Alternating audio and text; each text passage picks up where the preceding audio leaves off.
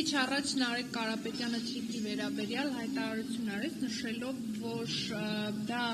միջանցք չէ, ճանապարհ է եւ այդ խոսույթը պետք է փոխվի եւ նաեւ ասեց, որ Հայաստան խմբակցության եւ Ուժեղ Հայաստան խմբակցության միջեւ դա տարաձայնություն է, չենք մոտեցումների տարբերություն կա։ Այո, այդ հարցում երկու խմբակցությունների միջև մոտեցումների տարբերություն կա, դա դրսևորվել է նաև նախընտրական պլատֆորմում եւ դա կարծում նորմալ է, այնպես չի, որ մենք ցանկացած հարցի վերաբերյալ ինչ տեսակետում ենք, իրենք պետք է նույնը ունենան կամ հակառակը։ Իսկ ինչ վերաբերում է բուն այդ ծրագրին, ակնհայտ է, որ սա պարզ եւ սովորական ճանապարհ չի։ Ոնց որ ասենք Սևան, Երևան, Մայրուղին կամ Հյուսիս-Հարավ։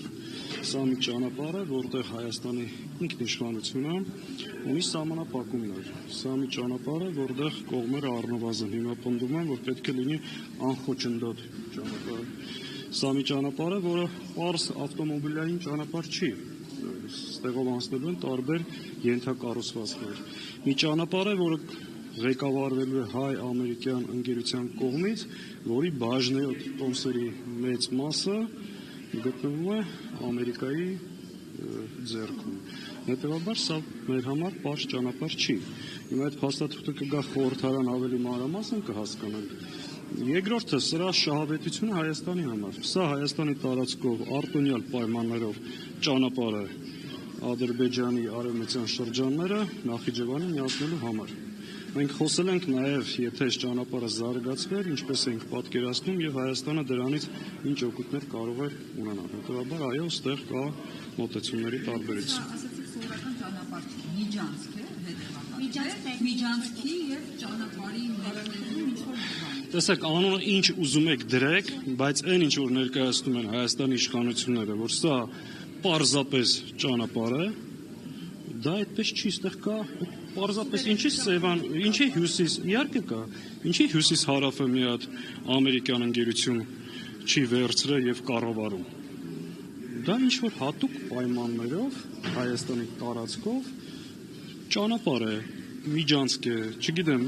մի ինչ, իհարկե, այսինքն պարզ ճանապարհ չի, մանուն ինչ ուզում եք դրեք, մեկը տեսեք, մի մասը ասում են Թրամփի ուղի, Ալիևն ու Էրդողանը ասում են միջանցք, ով ոնց ուզում մեկնաբանում է, ակնհայտ է, որ դա սովորական, մի ժամանակ ասում են, դաշնակցությունը ասում է այդ ճանապարհի կամ միջանցքի օգուտը մենք չենք տեսնում եւ ունենք մի շարք մտահոգություններ, այն ինչ որ անուն ինչ ուզում եք դրեք, ուզում եք ասեք միջանցք, այո, ասում եմ միջանցք, որովհետեւ դա պարզ ճանապարհ չի։ Այստեղ խնդիրը ժողովուրդ, այստեղ խնդիրը այդ բառախաղի մեջ չի։ Ես ուզում եմ հասկանանք այդ ճանապարհի բովանդակությունը, Հայաստանի համար դրա օգտակարությունը եւ արդյունավետությունը։ Ակնհայտ է, որ այստեղ խնդրեմ կա։ Ես ուզում եմ ավելի կոնկրետ հարցնել մի երկու հարցի հետ կապված։ Ադրբեջանի նախագահը հայտարարել է, որ ադրբեջանցիները այդ հատվածում, Հայաստանի այդ հատվածում ուսումնասիրություններ են արել, արդեն ինչ որ էլեկտրահաղորդման այդ հենասյուների կառուցման համար։ Ընդդիմադիր ձեր գործընկեր ֆրակցիայից Նարեկ Կարապետյանը ասաց, որ եթե վճարներ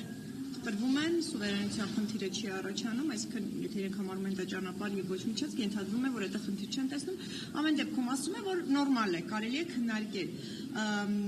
Դուք ինչպես եք վերաբերվում այս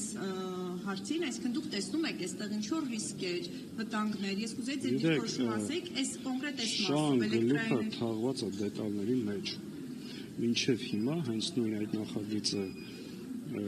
այդ նախագծի ջատագովները, այսինքն Հայաստանի Հանրապետության կառավարությունը բազմաթիվ հարցերի պատասխաններ առնվազն նախորդ գումարման խորհրդարանում չի կարողացել տալ։ Որտեվ երբ որ սկսում ես դետալներից հարցեր տալ, ասում են դեռ չի քննարկվել, դեռ չգիտենք։ Ճանապարհի կառավարումը, օրինակ հայ սահմանապահը առնչվելու ադրբեջանցիների հետ, թե անխոչնդոտ երթևեկելու են։ Պարզ հարց եմ տալու։ Ու նմանատիվ բազմաթիվ հարցեր, այս հարցերի պատասխանները մենք դեռ ամբողջությամբ չունենք, դրա համար, այսինքն միանգամից գնահատականներ տալ դժվար է, բայց ակնհայտ է, որ կան մի շարք հարցեր, որոնց պարզաբանում, այս իշխանությունը չի կարողանում տալ։ Հիմա սահմանադրական դատարանում այդ նախագիծը կգա խորհրդարան, շատ ավելի համապարփակ եւ հանգամանալից կխոսենք։ Ամեն դեպքում մեր գնահատականը շարունակում է մնալ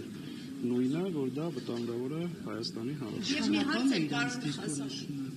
Ուժեղ Հայաստանին դիտակում է։ Չէ, նման գնահատական բնականաբար ես չեմ տա իշխանականը